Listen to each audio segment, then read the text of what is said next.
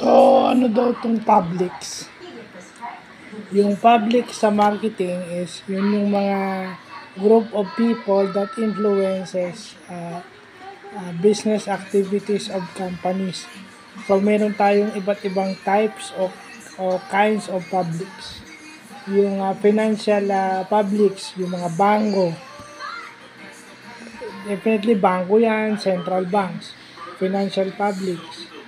Yung government publics, yung mga rules and regulations ng gobyerno na susundin ng business kung saan sila nandoon. Ba, kung nasa Pilipinas sila, so rules ng gobyerno ng Pilipinas yung kanilang susundin. Yung action na citizen action publics, yun naman yung group of people na nabuo for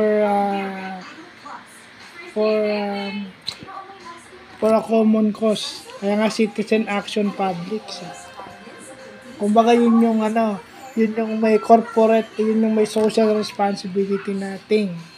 Yung citizen action publics. Yung internal publics, yun yung mga tao sa loob ng business mo. Kasama yun. Yung media publics, yun naman yung nakikita natin sa mga dyaryo, sa TV, sa social media or sa internet, yun. Yung mga lumalabas dun sa media publics na yun ay nakaka-apekto sa business activities ng bawat kumpanya. So, yun na yung examples ng mga public. So, butit nalalaman natin yan para, matutunan. At least kung alam natin yan, alam na natin ngayon yan. So, syempre, pinakahuling tab doon yung general public.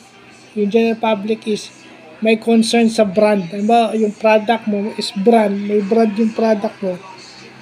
Yun yung mga taong group of people na concern sa product. Yung general public. Yung sa lahat ng tao yun. Yung mga bibili, tatangkilik ng services mo at bibili ng product mo. So, yun lang po.